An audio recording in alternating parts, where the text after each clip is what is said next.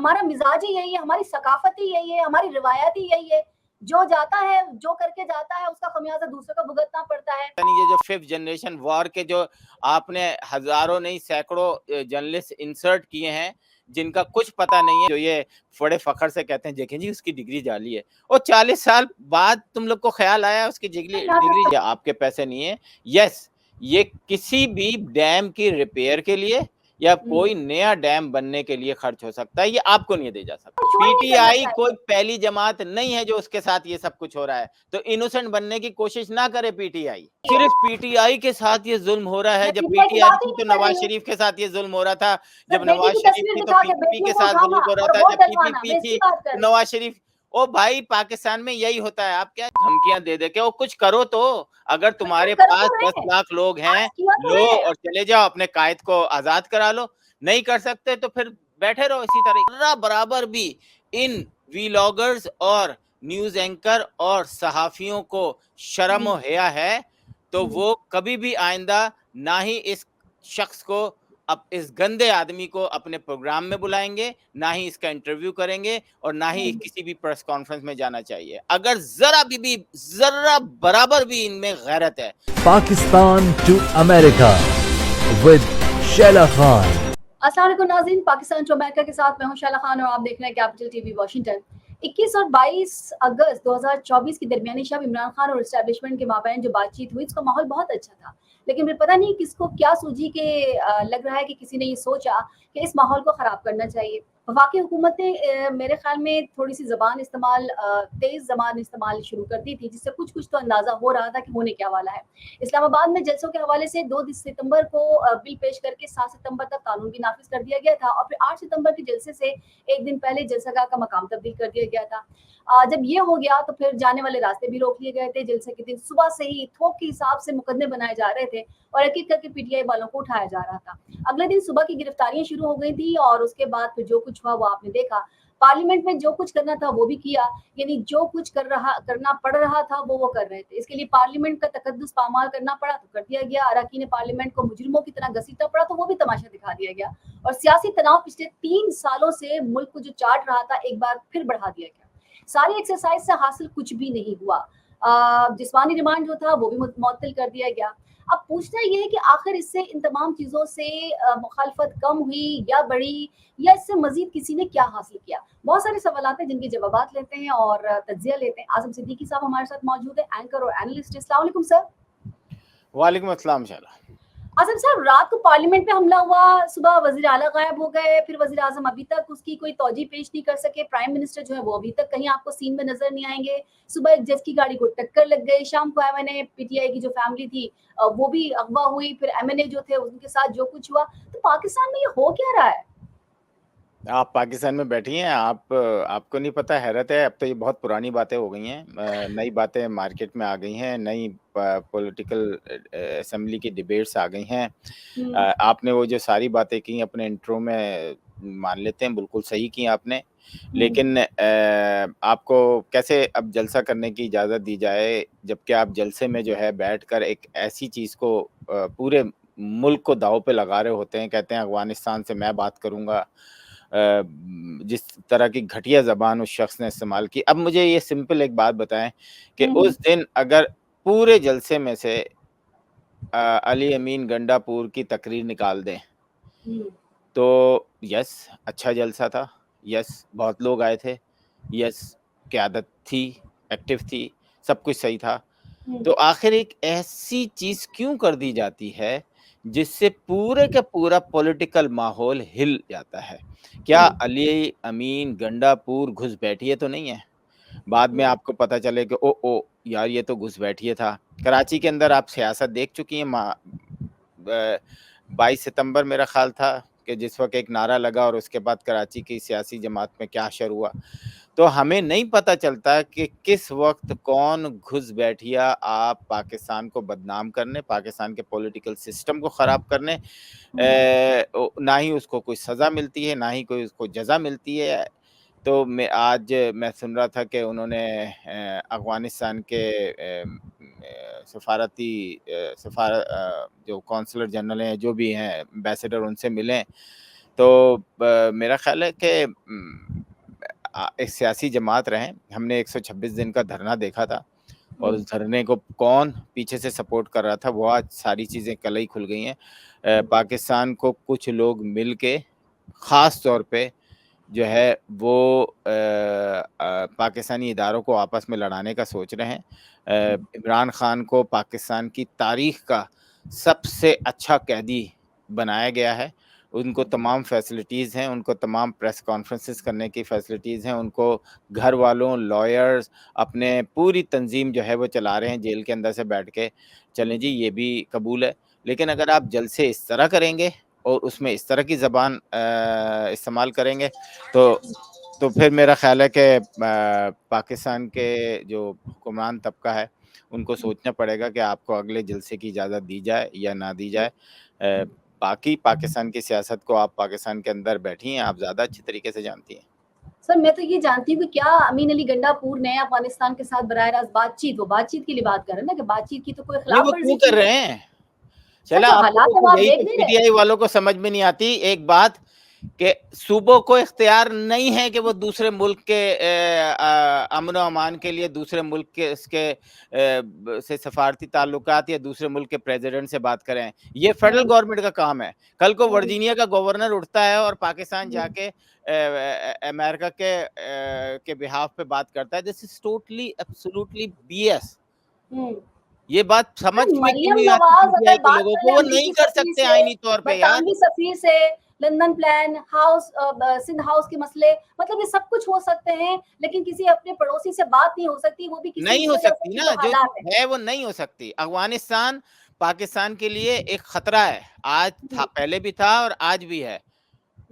वो federal government ही करेगी, चाहे उस पीटीआई थी, जब पीटीआई को इख्तियार था,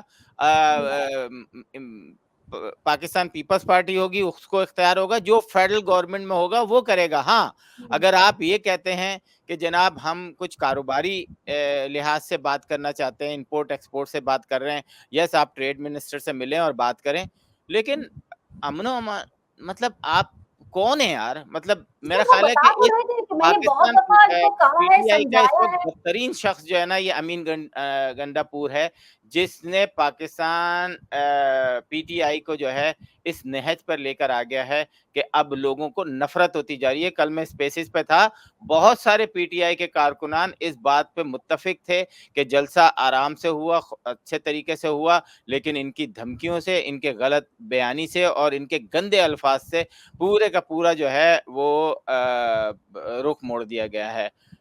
पाकिस्तान को चलने दिया जाए। पाकिस्तान के अंदर 24 करोड़ आवाम है, 24,000 के लिए जो है वो लॉज चेंज नहीं किए जा सकते। जी सर आप इनसे क्यों एक्सपेक्ट कर रहे हैं कि जबान अच्छी हो? हमारे यहाँ तो जलसों में जिस जिस तरह की जबान इस्तेमाल की गई है, मेरे ख्याल में अब तो टीवी पर अगर आप कोई प्रोग्राम देखेंगे तो वहां पर वो मरियम नवाज की सुनाते थे कि किस तरह की जबान इस्तेमाल की जाती है। तो हमारे यहाँ से पीटीआई से क्यों एक्सपेक्ट किया जाता है? मौलाना की बिल्कुल, मैं बात करूँ, अब तो 2 हफ्ते, पीटीआई जिस सर तरीके मेरी से बात सुने, गंदे 2 तरीके हफ्ते से पहले मौलाना साहब हमले-आवर आए थे, अपने होती है, बंदों को उसको लाए ही थे, बोला 2 हफ्ते जाएगा। पहले, सर 2 हफ्ते पहले मौलाना साहब अपने बंदों को लाके अपनी मर्जी का फैसला लेके जजों से चले गए थे। तो ये भी होता है हमारे यहाँ पर और ये सबको मालूम है। तो भाई खुदा के लिए, कल हम लास्ट हमने जलसे में अपने प्रोग्राम में क्या कहा था कि खुदा के लिए कुछ कर लो। धमकियां दे दे के तुम लोगों की मतलब हद हो गई। धमकियां दे दे के और कुछ करो तो। अगर तुम्हारे कर पास तो रहे 10 हैं, लाख लोग हैं, आज किया तो लो है। और चले जाओ, अपने कायद को आजाद करा लो। नहीं कर सकते तो फिर बैठे रहो इसी तरीके से। सर करेंगे ना, लेकिन अब रुकावटें आपने ट्रंक ट्रॉलर लाके खड़े कर दिए, आज सबको पकड़ के बिठा लिया है। सर इस तरह से तो नहीं है ना, जितने बचेंगे उतने ही काम करेंगे, छोड़ दें उनको खुला। डर क्यों रही हुकूमत? हुकूमत भी तो डरती है बैठ के। क्योंकि उनको 24 करोड़ लोगों की हिफाजत भी उन्हीं की जिम्मेदारी है ना। अगर खुला छोड़ चाहे दिया लोग, तो आपके अफगानिस्तान से आए हुए केपीके के झुरमट में लोग दहशतगर्दी फैलाते हैं वहां पर। ठीक है सर। वैसे अगर तो मैं देखूं तो प्रेस कॉन्फ्रेंस आज ये हुआ है कि बल्कि कल से कहा था कि जो सहाफ़ी हैं उन्होंने कहा था कि जिस तरह की ज़बान इस्तेमाल की गई है, उसके बाद ये है कि हम पीटीआई के जो इमरान खान जो है उनकी भी अंदर जो कवरेज है उसका भी बाइकआउट करेंगे। और उसके साथ-साथ आज जो है उन्होंने पीटीआई की जो मेन स्ट्रीम में उन्होंने बुलवाया हुआ था और कॉन्फ्रेंस कर रहे थे, उसमें भी उन्होंने बाइकआउट किया। एक मिनट दोबारा से सवाल करें, मुझे समझ में सर नहीं आता। मैंने ये कहा कि जो गंडापुर की जो लैंग्वेज थी और उसमें उन्होंने सहाफ़ियों को जो कुछ कहा था, उसके बाद सहाफ़ियों ने ये कहा था कि जब तक वो माफ़ी नहीं माँगेंगे, जब तक हम इमरान खान के अंदर जो भी कुछ वो कॉन्फ्रेंस करते हैं या जो भी कुछ वो अंदर बताते हैं, वो हम उसकी रिपोर्टिंग के लिए नहीं जाएँगे। दूसरा ये अगर वो बाहर कॉन्फ्रेंस करते हैं तो उसने नहीं मुकम्मल बायकॉट किया था सहाफ़ियों ने, जब तक कि माफ़ी नहीं माँगी जाएगी।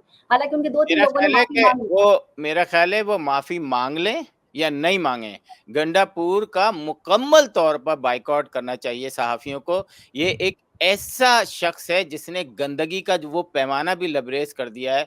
मतलब अगर ये एक आम कारकुन होता तो कोई बुरी बात नहीं होती, अगर पीटीआई का कोई जिम्मेदार होता तब भी यार आप चीफ मिनिस्टर हो, मतलब हद होती है जलालत की, इंतहा होती है। मेरा ख्याल है कि अगर जर्रा बराबर भी इन वीलॉगर्स और न्यूज एंकर और सहाफियों को शर्म जी। और हया है तो हुँ। वो कभी भी आइंदा ना ही इस शख्स को, अब इस गंदे आदमी को अपने प्रोग्राम में बुलाएंगे, ना ही इसका इंटरव्यू करेंगे और ना ही हुँ। किसी भी प्रेस कॉन्फ्रेंस में जाना चाहिए अगर भी जर्रा बराबर भी इनमें गैरत है। लेकिन देखते हैं आगे में किन में गैरत है या कौन कौन बगैरत हो गए। सर आदत पड़ चुकी है। राना सनाउल्लाह के बयान था, अगर आपको याद हो कि इनके माँ-बाप का नहीं पता, एंकर्स को इतनी बड़ी गाली देना और उसके बाद किसी ने भी, आपको याद हो, किसी ने भी उनका बायकॉट नहीं किया था। काज़ी फ़ाइज़ ईसा ने सोशल मीडिया पे कहा था कि ये रैबिट डॉग्स हैं, पागल कुत्ते हैं। कोई सुप्रीम कोर्ट का बायकॉट करने की उनको धमकी तक नहीं गई। मरियम ने एआरवाई न्यूज़ के लिए माइक पे कहा था कि ये किसी ब्लैकमेलर चैनल है और मैं इस पे खास एजेंडे पे काम करने वालों को मैं यहाँ पे माइक रखने नहीं दूँगी। तो यहाँ तो सभी कुछ कहने वाले हैं, किसने हाँ, क्या तो कुछ उन किया। एंकरों ने गलत इस्तेमाल किया था ना, झूठी खबरें फैलाई थी ना। मुझे एक सर बात बताएं ना कि रैबिट इस वक्त dog, rabbit fifth dog. Generation war के ये जनरल गफूर साहब और आसिम बाजवा और पता नहीं ये जो फिफ्थ जनरेशन वॉर के जो आपने हजारों नहीं सैकड़ों जर्नलिस्ट इंसर्ट किए हैं, जिनका कुछ पता नहीं है, कोई बैकग्राउंड नहीं है, आज वो लाखों फॉलोअर्स लेके गंदी खबरें, झूठी खबरें जनरेट कर रहे हैं, उनको कैसे रोका जाए? उनको भी सर तो जिस रोकना है तरह ना। आप और आप एक अच्छी बात का जिक्र नहीं कर रहे जो पार्लियामेंट में हुआ, जो हुँ, स्पीकर ने किया, जो हुँ, बुलाया गया उन तमाम लोगों को जिनको गिरफ्तार हुए जो लोग, और जो हुँ, लोग जेल में थे उनको वहीं पर असेंबली के अंदर ही रखने को कहा गया। हुँ। तो ये भी सर वो तो पहली दफा प्रोडक्शन हुआ ऑर्डर है। में आए हैं, इमरान वो खान के प्रोडक्शन ऑर्डर जमाने में आए में हैं। कितने लोगों को वो गिरफ्तार करते, असेंबली के अंदर से गिरफ्तार करके ले जाते थे और कोई बोलने वाला नहीं था। तो सर ये एक ही अच्छी किस्सा चीज हुआ है, हुई है, ये सिर्फ़ एक एक। बहुत अच्छी चीज हुई है और इसको मेरा ख्याल है पीटीआई के लोगों ने भी अप्रिशिएट किया है। मैं देख रहा था कि असेंबली के अंदर बैठकर वो जो लॉयर हैं साहब, उन्होंने भी अप्रिशिएट किया अपनी तकरीर के दौरान। क्या नाम है उन लॉयर का, जो लॉयर नहीं है सर बड़े, अरशद शरीफ की शहादत को 2 साल हो मरवस गए। साहब। सर जी। अरशद शरीफ की शहादत को 2 साल हो गए थे। सहाफ़ियों की बात कर रही हूँ मैं, और आप तो शायद ना उनको माने या पता नहीं मानते हैं या नहीं मानते। अक्सर लोग कहते हैं अरशद शरीफ का कत्ल कोई ख़ास वो नहीं था। लेकिन सहाफ़ियों के लिए तो ये उन्होंने किसी मरकज़ी हुकूमत के सामने कोई माइक हटाए। कई सहाफ़ियों को अगवा किया गया, लेकिन सहाफ़ियों ने यूँ माइक नहीं हटाए। पंजाब हुकूमत पर मुखालिफत के क्यों बावजूद कराची में सहाफ़ियों हटते रहे ने मोहम्मद, बोला गया, फिर क्या फ़ैसिस्ट कानून लाया कराची गया, में सहाफ़ियों ने हटते कोई रहे। माइक नहीं हटाया। बिलावल भुट्टो के आगे से भी माइक हटे हैं, ये पहले बहुत दफा हो चुका है और मेरा ख्याल है अमीन गंडापुर को तो जलील करके निकालना चाहिए, क्योंकि उन्होंने इस पूरे पाकिस्तान के हर इदारे को एक तरह से एक ही जगह पे रगड़ दिया है। हमारे और के जिस रिवाज है अंदाज से मुजाहरत। उन्होंने कहा कि मैं ढोल धप्पड़ वो लेकर आऊंगा, लानत भेजता हूं ऐसे शख्स पे जो कि चीफ मिनिस्टर की पोस्ट पे बैठकर, और अभी भी पीटीआई का वो कल्ट नाउजुबिल्ला जिसने खैर छोड़ें, आगे चलें फिर मेरे मुंह से कुछ निकल जाएगा। खैबर पख्तूनख्वा में गवर्नर राज लगाने के लिए खबर है ये कि 90% फैसला हुआ है, 10% अभी उसकी मतलब जो तैयारी है वो बाकी है। और उसके साथ-साथ ये है कि गवर्नर खैबर पख्तूनख्वा उन्होंने भी कहा है कि अगर अभी कोई इनका कला कमा नहीं किया गया तो आगे मुश्किल हो जाएगी। आप कैसे देखते हैं इसको? मैं तो बोलता हूँ कल को कल आज लगा देना चाहिए, क्योंकि जिस तनख्वाहें देने के लिए पैसे नहीं है, आप जो है जो काम आपको दिया गया है, चीफ मिनिस्टर का काम होता है अपने इलाके को संभालना, आप एक पार्टी के पीछे लग गए हैं। वो हुँ। पार्टी जो इस वक्त जो है बेशक अपनी सर्वाइविंग की जंग लड़ रहा है, उसका कायद जेल में है, और भाई पीछे आपको वो बनाया गया है चीफ मिनिस्टर, आप उसके अपने इस इलाके के लिए काम करें ना, वहाँ पे देखें किसको तनख्वाह नहीं मिल रही, एजुकेशन का क्या हाल है, वहाँ पे जिस तरीके से मुख्तलिफ डिपार्टमेंट्स जो हैं जो है बंद होते जा रहे हैं, पुलिस जो है वो हड़ताल पे आ गई है, ये भी तो आपका डिपार्टमेंट है ना? सर नहीं हड़ताल पे जनाब, क्यों आई ये वो तो वो आपको तो पता है? पागल आदमी बिल्कुल हाथ से मतलब उसको न उसके खाना-पीना, उठना-बैठना, movement, he is a second joker of PTI. पहले वो एक गुज़ार थे, अब ये कर लो। सर हमारा कोई मसला नहीं है, हम तो भुगत रहे हैं, हम तो वज़ीर-आज़म को भुगत रहे हैं, वो भी कुछ जोकर से कम नहीं है। कभी आपने उनकी वो हरकत और बिल्कुल, सरकार बिल्कुल, सकनात बिल्कुल देखी वो हो भी तो आपको जोकर से पता कम नहीं चले, है, सही कह रही हैं मुल्क आप। में जो कुछ हो जाए उनका पता ही नहीं है, वो बिल्कुल, अंदाज़ा ही नहीं हो रहे बिल्कुल थे। मैं आपकी इस बात को 100% एंडोर्स करता हूँ कि वो भी जोकर से कम नहीं है। उनका पता ही नहीं है। अच्छा जी मुझे ये भी बता दीजिएगा कि आपकी एक ह्यूस्टन में एक लड़की थी और वो पढ़ने के लिए आई थी कराची से। लेकिन उसके बाद हुआ ये कि उसका हिट एंड रन का केस भी है, तो उसकी डिटेल में मालूम करना चाहूँगी आपसे। देखिए, दानिया ज़हीर जो हैं वो यहाँ पर आई थी पढ़ने के लिए, मास्टर्स करने के लिए आई जी, थी और आई एम प्रिटी श्योर कि ये स्कॉलरशिप पे ही आई थी और पाकिस्तान के बहुत सारे बच्चे जो हैं वो यहाँ मुख्तलिफ़ यूनिवर्सिटीज़ में जो हैं स्कॉलरशिप पर आते हैं क्योंकि हर यूनिवर्सिटी 100% स्कॉलरशिप दुनिया के उन ममालिक के स्टूडेंट्स को देती हैं जो बहुत अच्छे होते हैं और उनके मेयार पे पूरे उतरते हैं। अ, तो एक हिट एंड रन का केस था। वो तकरीबन 8 बजे जो है वो रोड क्रॉस कर रही थी और एक गाड़ी उनको मारते हुए चली गई। जी, अब ये एक्सीडेंट दुनिया में होते हैं, अभी आप नताशा का आप देख लें, लेकिन नताशा का केस थोड़ा-सा डिफरेंट है क्योंकि हुँ, उन्होंने तो रोड पे मारा था, वो नशे में भी उनका प्रूव हुआ कुछ, वो पाकिस्तान के अंदर का वो है वो आपको भी पता है पाकिस्तान में एलीट क्लास को किस तरीके से लिया जाता है। ख़ैर, यहाँ पर हुआ और उस किस्से को एक अमेरिकन टीवी चैनल ने उसका इंटरव्यू लिया हॉस्पिटल जाकर और उसके बाद पाकिस्तानी कम्युनिटी हरकत में आई और पाकिस्तानी कम्युनिटी जो ग्रेटर ह्यूस्टन है उसने जो है इनकी तमाम ज़िम्मेदारी कबूल की। ये अली शख़ानी आपने नाम सुना होगा, वो भी अमेरिकन वो हैं कि इलेक्ट्रिक के हवाले से बहुत मशहूर हुए, पाकिस्तान के अंदर बहुत ज़्यादा वो हेल्प करते हैं पुअर लोगों के लिए। उन्होंने इसकी रिस्पॉन्सिबिलिटी ली।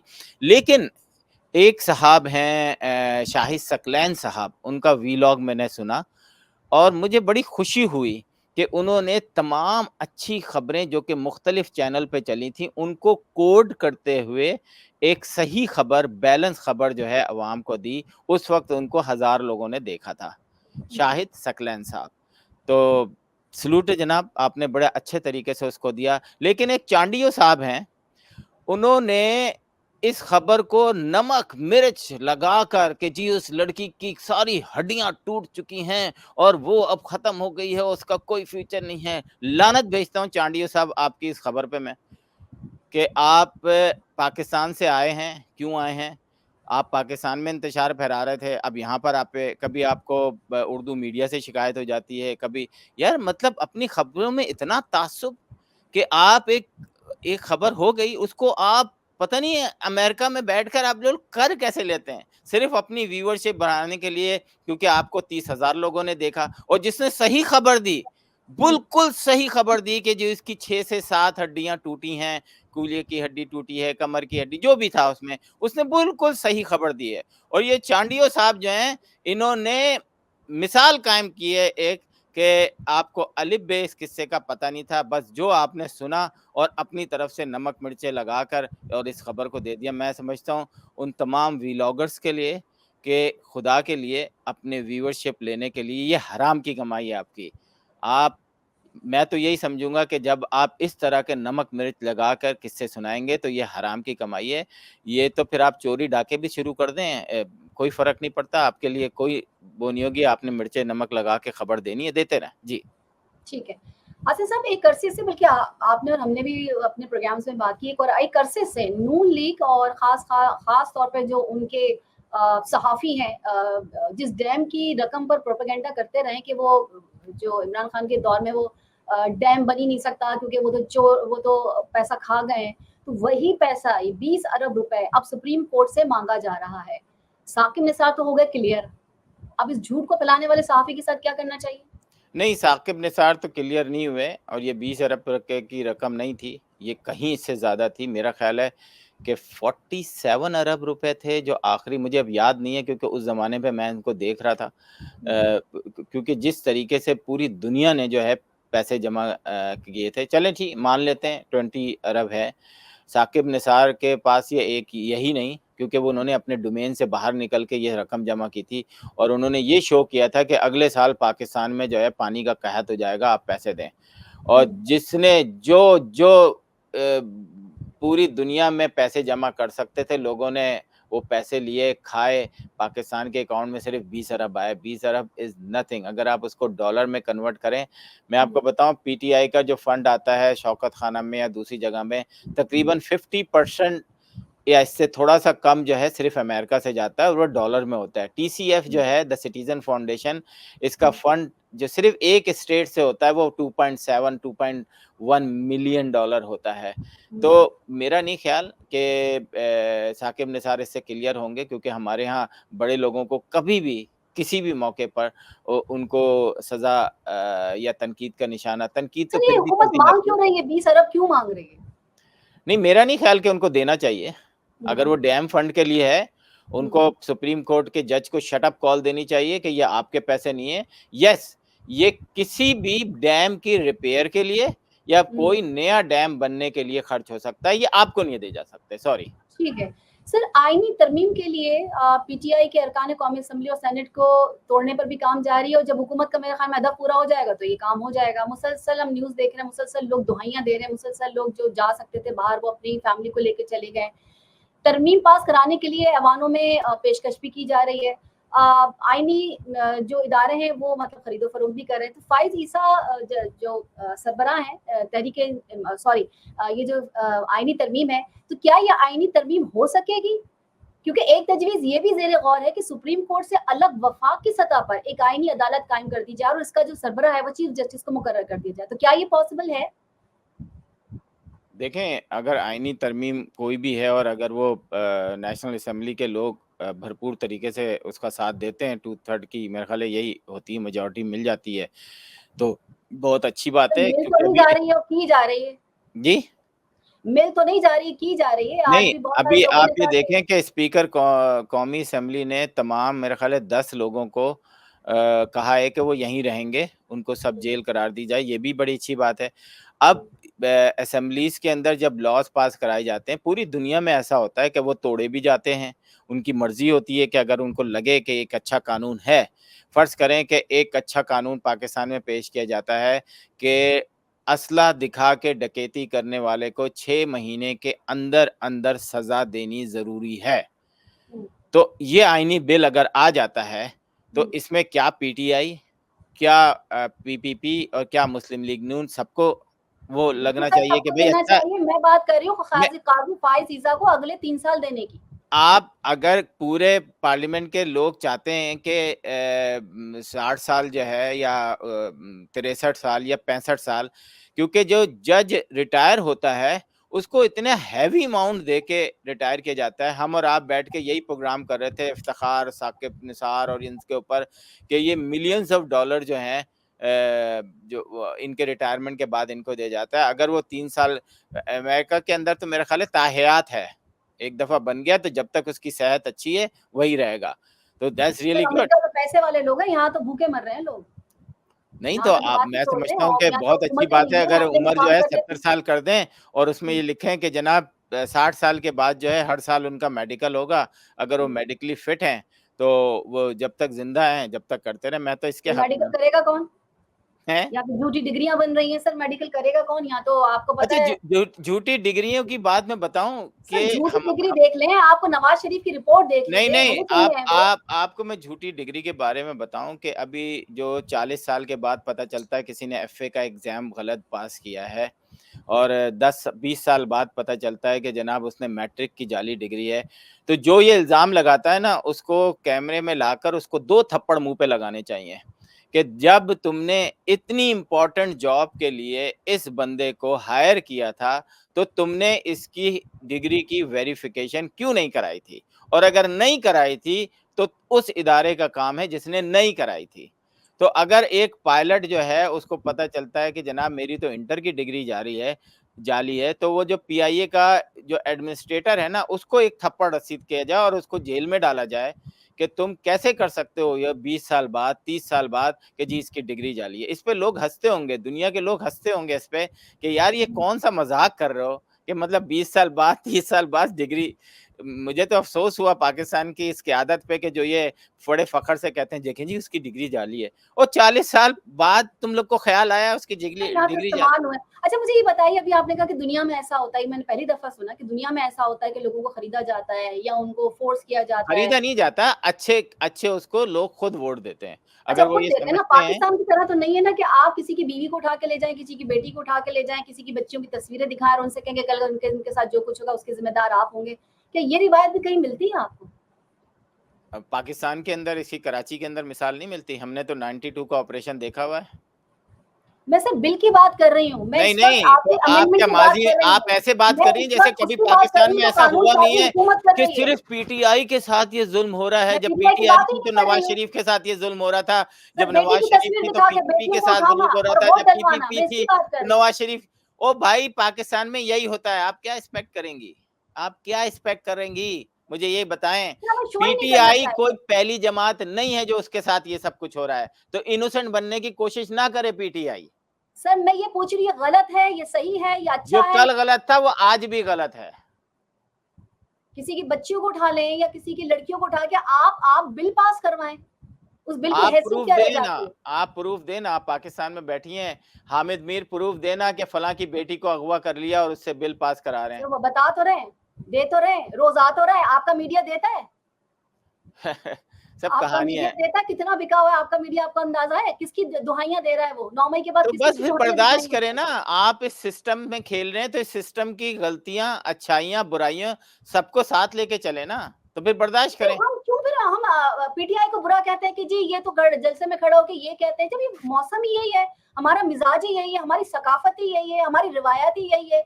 जो जाता है, जो करके जाता है उसका खमियाजा दूसरों को भुगतना पड़ता है। मेरे मेरे अगर मेरे मिजाज के अगर चीफ जस्टिस आएँगे तो वो ठीक है, मेरे मिजाज के अगर चीफ जस्टिस नहीं है तो वो गलत है। मेरी हुकूमत एस्टेब्लिशमेंट की बैसाखी मैं लेती हूँ तो बहुत अच्छी है, ये अगर कोई दूसरा ले लेगा तो वो बैसाखी नहीं, वो हमारा राइट है। तो सर ये तो फिर ऐसे तो फिर कभी भी कोई सिस्टम नहीं बदल सकता। बिल्कुल ऐसे ही है, मौलाना जैसा आप फजल कह रही रहमान की हैं, बात आई करिए, एग्री। दोनों तरफ खेल रहे हैं मुझे तो लग रहा है। आपको क्या लगता है? एक्सटेंशन के लिए उन्होंने मना कर दिया, लेकिन फ़िक्रमंद वो मुल्क के लिए हैं। कहते हैं अगर कोई बिल पास होता है जिसमें कि सीनियॉरिटी की बुनियाद पे अगर कोई बात होती है, तो उस पर हम देखेंगे कि सीनियॉरिटी ऐसे तो नहीं ना कि जो दिमागी तौर पे सही ना हो तो हम उसको अपना सुप्रीम कोर्ट का हम उसे जज बना लें या सुप्रीम कोर्ट में हम उसे सीनियर पोस्ट दे दें। तो मेरे मुझे तो लगता है कि वो दोनों तरफ खेल गए। देखें किस्मत ऐसी है, आप अब पाकिस्तान के साथ के मुशर्रफ जो है वो 6-7 जनरल से के बाद आता था और वो चीफ आर्मी चीफ बन गया। इसी तरीके से बाजवा साहब के साथ भी यही हुआ। फिर ज़ियाउल हक जो थे उनको भुट्टो साहब लेकर आए थे। हुँ, तो अब यहाँ पे जो कुछ हो रहा है वो पाकिस्तान का एक सिस्टम है, 100 साल लगेंगे, इंतज़ार करें अभी आप, हुँ, इस सिस्टम ठीक को है। सही होने में, ऐसे ही चलेगा। ऐसे ही 10 और इमरान खान आएँगे, 20 सर ये इमरान खान हुकूमत आएँगे और कितने चले दिन चल जाएँगे। सकती है? ये हुकूमत कितने दिन चलेगी? क्या कह रहे हैं? हुकूमत कितने दिन चलेगी? हुकूमत को अभी तो मैं नहीं देख रहा क्योंकि पाकिस्तान के अंदर अगर आप पॉज़िटिविटी पे बात करें, तो हुँ, पाकिस्तान के स्टॉक एक्सचेंज अच्छा है, आपके आईएमएफ ने दोबारा पैसे देने का वो कर लिया है, हुँ, आपकी पेट्रोल की कीमत नीचे जा रही है, आपका डॉलर मुस्तहकम है। अगर आप इस तरफ देखें तो आपको बहुत ज़्यादा मुस्तहकम पाकिस्तान लगेगा जो कि कुछ अरसे पहले नहीं था। तो हुँ, ये दोनों चीज़ें हैं। अब आप देखें नवाज़ शरीफ और शहबाज़ शरीफ साहब अमेरिका आ रहे हैं हुँ, अगले कुछ हफ्तों के दौरान मेरा हुँ, ख़्याल है 28 को यहाँ पर होंगे अमेरिका के अंदर। हुँ। तो फिर बस पीटीआई वाले इमरान खान की तकरीर और शहबाज़ शरीफ की तकरीर को कंपेयर करने में अगले 2 और वीक लगा देंगे। तो ये वैसे ये कंपैरिज़न भी इनका नॉर्मल है, काम है। ये भी नॉर्मल है, जब भी नून लीग का कोई बंदा आता है वो इमरान खान से शुरू करके इमरान खान पे खत्म करता है, तो ये इसमें भी कोई बड़ी बात नहीं है। बड़ी बात ये है कि मौलाना फजल रहमान, आप और मैं तो कह रहे हैं कि वो गंडा साहब ने बहुत बुरा किया। फजल रहमान साहब कहते हैं कि इज़हार यकजहती किया उन्होंने पार्लियामेंट में खड़े होके। उन्होंने कहा है कि इदारे अपनी इस्लाह करें। देखिए फजलुर रहमान साहब जो है ना इस पूरे उसमें जो है ना वो बड़ा अच्छा गेम खेल रहे हैं और मैं समझता हूँ पॉलिटिशियन ऐसे ही होना चाहिए किस तरह से? कि वो अपना अहदाफ हासिल करे या नहीं करे, लेकिन मकबूलियत की सतह पर जो है वो ऊँचाई पे रहे। तो वेरी गुड। वो सही खेल खेल रहे हैं और बाद में फिर पीटीआई वालों को पता चलेगा ओ यार हम सही डीजल कहते थे। तौबा तौबा सब तौबा। बस वो सबको एक माजरत। दिन में तारे दिखा देते हैं, जैसे अब है इस वक़्त बिल पास हो रहा है, उन्होंने साफ इनकार कर दिया। फिर देखो उन्होंने आगे उन्होंने कहा कि नहीं जी, काज़ी फ़ाइज़ ईसा की उन्होंने कहा मैं इसमें शामिल नहीं होऊँगा, तो नून लीग को तारे दिखाए। फिर कुछ अरसे के बाद पीटीआई वालों को तारे दिखाएँगे कि जी मैं तो ये काम कर रहा हूँ क्योंकि मैं नहीं सीनियरिटी की बुनियाद पे चाहता और मैं चाहता हूँ कि दिमागी हालत सही हो, तो मैं तो फलाँ बंदे को चाहता हूँ। अता तारड़ साहब कहते हैं कि पीटीवी को मुनाफ़ा बख्श हम बना रहे हैं। एंकर मारिया जुल्फ़िकार, बिनी सलीम, नजम वली, रिजवान रज़ी और अमीन हफीज़ को लेकर आए। सिफारिशी शोज़ जो थे हमने कहते हैं सारे बंद कर दिए। पीटीवी को नया फेस देंगे, अपोज़िशन को भी स्पेस मिलेगी और पीटीवी में जो चोटी के एंकर उन्हें भर्ती किया गया है। अब कौमी टीवी को हुकूमत की जो आप कह रहे हैं कि एक बुलंदियों पर कामयाबी की महराज पर वो पहुँचाने के लिए वो कमर बस्ता हो गए। आपकी इनमें से आवाज़ एक आपकी आवाज़ कट गई।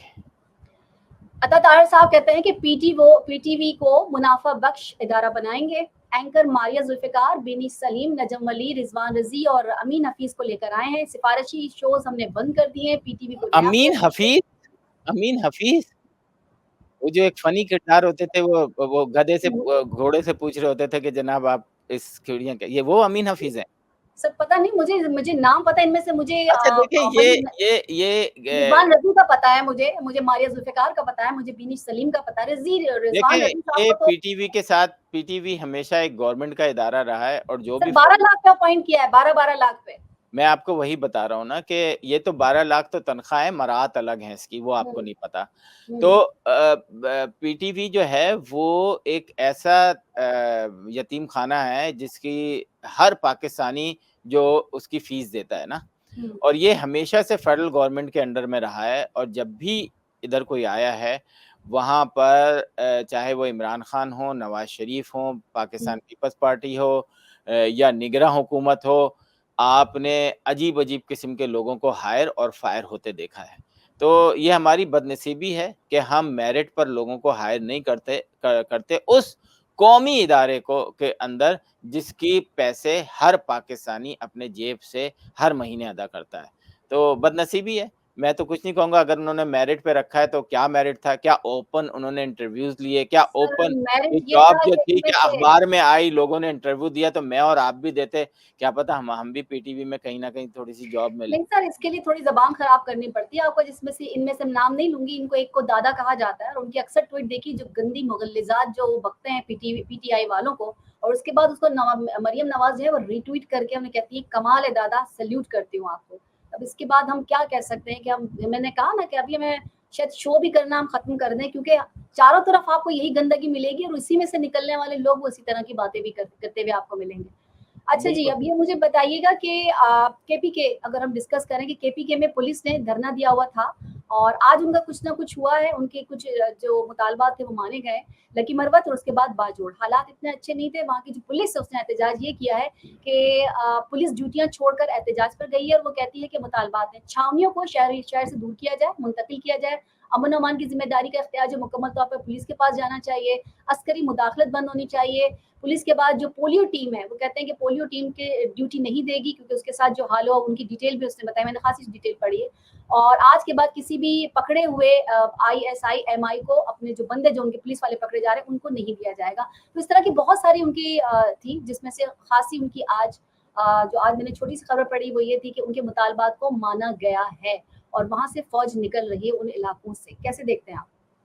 देखिए वो दुनिया में ऐसा नहीं होता एक्चुअली पाकिस्तानी पुलिस के साथ इसलिए है ये सब कुछ कि वहाँ मेरिट बेस पे कभी भी पुलिस को नहीं चुना जाता, पुलिस को नहीं हायर किया जाता। वहाँ पे पसंद नापसंद की पुलिस होती है जब भी ये हाल होता है, जब भी लॉ एनफोर्समेंट के लोग वहाँ पर जाते हैं और अपनी छावनियाँ बनाते हैं। तो कराची के अंदर नहीं आप सर, देख उन्होंने लें तो उल्टा कहा है, उन्होंने तो कहा है हम किसी दहशतगर्द को अगर पकड़ के दें, तो मैं फिर मैं वहाँ वहीं पे आ रहा हूँ जो मैं वहीं आ रहा हूँ मैं वहीं आ रहा हूँ। तो वो आप जो है कराची के अंदर आप देखें रेंजर्स हैं 30-35 हज़ार रेंजर्स हैं, अरबों रुपए उनका बजट जाता है लेकिन वो हैं वहाँ पे। हुँ, और इसी तरीके से जो आपका एक फ़ोर्सेस होती है ना कि आपकी पहले मैं छोटी सी स्टार्ट करता हूँ। अगर मैं सिर्फ अमेरिका के अंदर मैं हूँ तो मैं उधर की एक मिसाल दे रहा हूँ, सिर्फ कंपेयर नहीं कर रहा कि यूनिवर्सिटी पुलिस है, उसके बाद यूनिवर्सिटी के बाद अगर उनको थोड़ी सी हेल्प चाहिए तो वहाँ की काउंटी को या सिटी पुलिस को बुला लेते हैं, सिटी पुलिस को हेल्प चाहिए तो वहाँ की वो स्टेट पुलिस को बुला लेते हैं, स्टेट पुलिस को हेल्प चाहिए तो वो फेडरल पुलिस को बुला लेते हैं, फेडरल पुलिस को हेल्प चाहिए तो वो फेडरल गवर्नमेंट एफबीआई को बुला लेते हैं। एफबीआई को बहुत ज़्यादा वो हो तो वो और एजेंसीज़ हैं, तकरीबन 16 डिफरेंट एजेंसीज़ हैं जो कि आपस में मिलके काम करते हैं। हर एजेंसी एक के ऊपर होती है। तो अगर आपने एक मुजरिम पकड़ा है और उस मुजरिम को आपसे कोई एजेंसी माँगती है कि जी ये मुजरिम हमें चाहिए क्योंकि इसके क्राइम बहुत हैवी हैं, हमें उनको इन्वेस्टिगेट करना है, ये दहशतगर्द भी हो सकता है। तो पुलिस किसी भी सूरत में उसको इनकार नहीं कर सकती। हाँ, ये सारी डॉक्यूमेंटेशन ज़बानी नहीं होनी चाहिए। ये सारी सर मसला ये भी डॉक्यूमेंटेशन नहीं है, आप जो ये मकसद दिखा रहे हैं डॉक्यूमेंटेशन ऐसी नहीं होनी चाहिए कि वो एक दफ़ा एक गाड़ी गई और कहा ला भई ये मरीज़ वो ये पे दहशतगर्द ठीक है, हमें 2 गाड़ी लेकिन में ये बिठाया मसला ले ये गए। नहीं है, ऐसी वो नहीं कहते होनी हैं कि चाहिए। जब हमने दहशतगर्द पकड़े हैं यहाँ पर जो छावनियों में से लोग जब हमने उनको दिया है, उन्होंने ये कहा कि भई ये हमारे मुखबिर हैं, इन्हें आप ले नहीं सकते या ये मुखबिर हमें दे दिया जाए। जब हमने उनको दिए उसके बाद हमारे बंदे मरे। तो वो कहते हैं हमारे बंदे रोज़ मर रहे हैं, तो ये उन्होंने कहा कि आप हमें 3 महीने दे दीजिए, हम आपको यहाँ पर खुद ही तो अमन करके पुलिस को दिखा देंगे। तो मेरे ख्याल में पुलिस 3 महीने देने में तो कोई बड़ी बात नहीं है, चेक कर लें, अच्छा है। देखिए अमन के लिए अगर वो 3 महीने माँग रहे हैं तो करके देख लीजिए, हो सकता है छोटे देखिए बाज़ दफ़ा पैनाडोल से अगर कोई काम हो रहा है, नहीं तो देखें, हम क्यों अगर ऑपरेशन की मुजरिम तरफ जाएँ? एक बात मैं बताऊँ, अगर एक बंदा कत्ल कर देता है, चोरी करता है, डकैती डालता है, गन पॉइंट पे छीनता है चीज़ें, तो वो मुखबिर नहीं हो सकता, उसको आपने सज़ा देनी है। पुलिस को उसी ऑन द बात स्पॉट भी वही आ सज़ा रही है मिल सर, ये मैं और आप बात कर रहे हैं, वहाँ के हाँ, ऑन ग्राउंड तो यही है ना कि भई हाँ, हम नहीं, किसको मैं पकड़ तो के ले इसके रहे हैं, खिलाफ हूँ बाद जी। में आप अगर मुखबिर उसने कहते कोई हैं उसे ले गलत जाओ। काम किया है, फिर वो मुखबिर-शुखबिर कुछ नहीं, आपको उसकी सज़ा देनी है। ठीक है। सर एक और चीज़ पूछना चाहूँगी कि जिस तरीके से हमारे पास कम्युनिटी मैसेजेस आते हैं, हमारे पास मेल्स होती हैं, इनको किस तरीके से मैनेज किया जा सकता है? क्योंकि आजकल के हालात तो आप देख ही रहे हैं। देखें सबसे पहले ये वाली बात आपने बड़ा अच्छा किया, सोशल मीडिया पर जो मैसेजेस आते हैं, वो हुँ, आपको टेक्स्ट की सूरत में आ सकते हैं, वो आपको व्हाट्सएप पर आ सकते हैं, वो आपको फेसबुक पर आ सकते हैं। फेसबुक हुँ, पे खूबसूरत सी लड़की की तस्वीर होगी और लिखा होगा हाय हाउ आर यू? हुँ, आपने नीचे ओ यार इतनी खूबसूरत है, फाइन। उसने कहा हुँ, व्हाट यू डूइंग? क्या करते हो? आगे पीछे सवालात करके आपकी उससे दोस्ती हो गई ना। हुँ, हुँ, अच्छा, यहाँ पर एक डिफरेंट तरीके से वो आपके कंप्यूटर में, आपके लैपटॉप में, आपके फ़ोन में घुसने की कोशिश करता है हैकर, जो कि शायद साउथ अफ्रीका में बैठा हो, इंडिया के किसी शहर में बैठा हुआ हो या किसी और मुल्क में बैठा हुआ हो। पाकिस्तान के अंदर ये इसीलिए ख़तरनाक है क्योंकि वो आपसे बातें करेगा और पाकिस्तान के अंदर मज़हबी मुनाफ़रत या मज़हबी शिद्दत पसंदी इस उरूज पे है कि अगर हुँ, गलती से भी आपने कोई ऐसा जुमला लिख दिया, तो उस जुमले को पकड़ के फिर वो बोलेगा आपके ऊपर मैं ये करूँगा वरना आप मुझे 2 लाख रुपए दो। वो बेचारा हुँ, अपनी जान बचाता फिरेगा, तो पाकिस्तान के अंदर पाकिस्तानियों से स्पेशल मेरी एक गुज़ारिश है, पाकिस्तान के अंदर रहने वाले किसी भी ऐसे शख्स को अपना दोस्त ना बनाएँ जिसको आप जानते ना हों।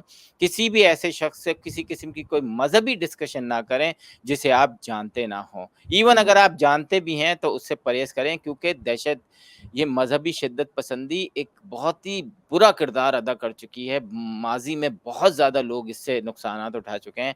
अब मैं हुँ, अमेरिका के अंदर आता हूँ, स्पेशली उन तमाम पाकिस्तानियों से या जो उर्दू ज़बान समझते हैं या बोलते हैं क्योंकि हमारा प्रोग्राम उर्दू में है, कि आपके पास किसी भी किस्म का मैसेज आया है कि जनाब मैं तो आपको जानता हूँ, I know you know I don't know you but your phone number is in my phone book.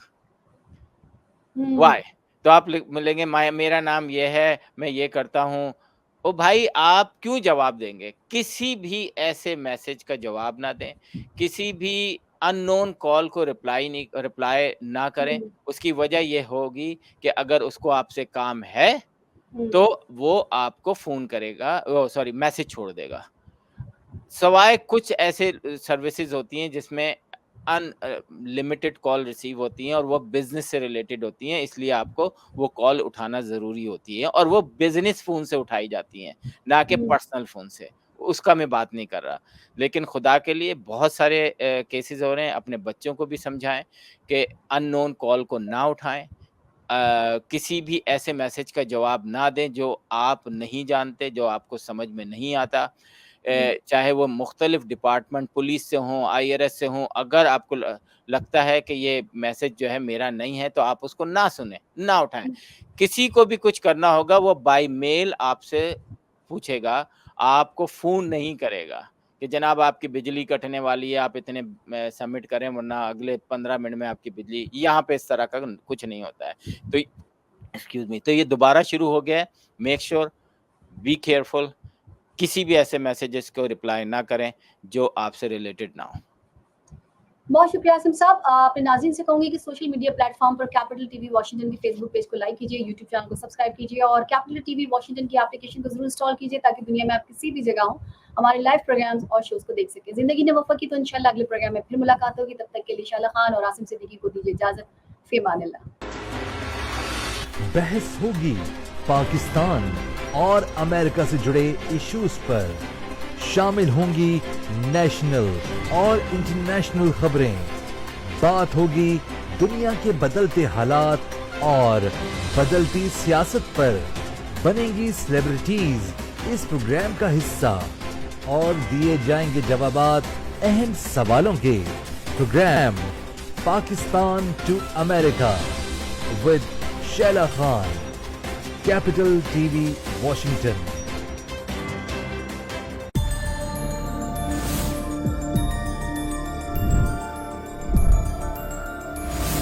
You are watching Capital TV Washington,